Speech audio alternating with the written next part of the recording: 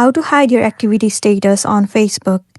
It's pretty simple and a quick process, so without any further delay, let's jump right into the video. So first thing first, you have to head over to the application Facebook. Make sure you are logged in into your specific account and also make sure it is up to date. Now move into your profile. Click on this three horizontal line at the top left corner of the screen.